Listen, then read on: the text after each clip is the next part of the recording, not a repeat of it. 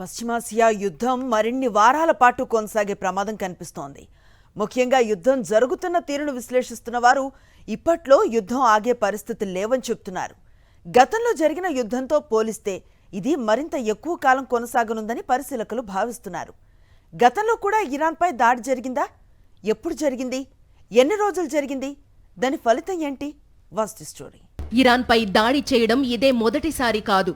గత ఏడాది జూన్లో కూడా ఇరాన్లోని న్యూక్లియర్ కేంద్రాల లక్ష్యంగా ఇజ్రాయెల్ దాడులకు తెగబడింది. 12 రోజుల పాటు సాగిన ఆ యుద్ధంలో ఇజ్రాయెల్ దాదాపు 1000కి పైగా వైమానిక దాడులు నిర్వహించింది. దాదాపు 4300 మిసైళ్లు, బాంబులను ఇరాన్లోని టార్గెట్లపై ఇజ్రాయెల్ ప్రయోగించింది.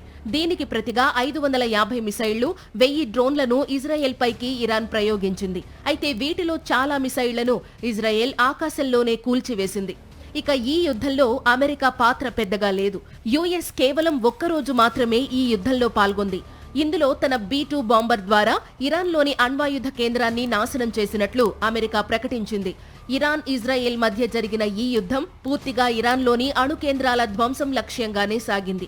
అయితే ఇప్పుడు జరుగుతున్న యుద్ధం లక్ష్యాలను చూస్తే మాత్రం అమెరికా దీర్ఘకాలం పాటు యుద్ధం చేసేందుకు సిద్ధమైనట్లు తెలుస్తోంది. ప్రస్తుతం ఇరాన్, అమెరికా కూటమికి మధ్య యుద్ధం పూర్తి విభిన్నంగా జరుగుతోంది.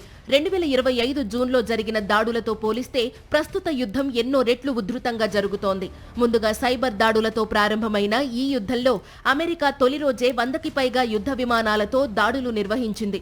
యుద్ధం ప్రారంభమైన కొన్ని గంటల్లోనే అమెరికా, ఇజ్రాయెల్ మిసైల్ దాడులు ఇరాన్ అగ్రనాయకత్వాన్ని హతమార్చాయి.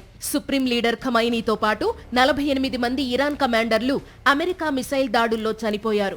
యుద్ధం ప్రారంభమైన 5 రోజుల్లో ఇజ్రాయెల్ దాదాపు 2000 వైమానిక దాడులు నిర్వహించినట్లు వార్ డేటా విశ్లేషకులు చెబుతున్నారు. అమెరికా 65కి పైగా ఎయిర్ ట్యాంకర్లతో ఇరాన్లో లోతైన దాడులు నిర్వహించింది. ప్రస్తుత యుద్ధంలో అత్యాధునికమైన B-2, B-1B, B-52 బాంబర్ విమానాలను అమెరికా ఉపయోగిస్తోంది. ఈ దాడుల ద్వారా ఇరాన్లోని నౌకాదళం, ఎయిర్ డిఫెన్స్ సిస్టమ్స్ పూర్తిగా ధ్వంసమయ్యాయని అమెరికా అధ్యక్షుడు చెబుతున్నారు. అమెరికా, ఇజ్రాయెల్ దాడుల్లో దాదాపు 300 మిసైల్ లాంచర్లు ధ్వంసమైనట్లు తెలుస్తోంది. ఇక ఇరాన్ చేస్తున్న ప్రతి దాడులు ఇజ్రాయెల్పై పెద్దగా ప్రభావం చూపడం లేదు. దీంతో ఇరాన్ ఎక్కువగా గల్ఫ్ దేశాల్లో ఉన్న అమెరికన్ స్థావరాలనే టార్గెట్ చేస్తోంది. ప్రస్తుతం ఇరాన్ లక్ష్యంగా అమెరికా, ఇజ్రాయెల్ చేస్తున్న దాడులు పూర్తిస్థాయి విజయానికి సరిపోవని విశ్లేషకులు చెబుతున్నారు. కేవలం గగనతల దాడుల ద్వారా ఏ దేశం కూడా పూర్తి విజయం సాధించడం అసాధ్యం. ముఖ్యంగా అమెరికా చెబుతున్నట్లు ఇరాన్ నాయకత్వాన్ని పూర్తిగా మార్చేసే యోచన ఉంటే అమెరికా ఖచ్చితంగా తన సైన్యాన్ని ఇరాన్లో దించాల్సి ఉంటుంది. దీనిపై ఇప్పటికే అమెరికాలో తీవ్రమైన వ్యతిరేకత వ్యక్తమవుతోంది. మరి అమెరికా ఎలాంటి నిర్ణయం తీసుకుంటుంది? ఈ యుద్ధాన్ని ఎప్పటిదాకా కొనసాగిస్తుందనేది $1 మిలియన్ ప్రశ్న.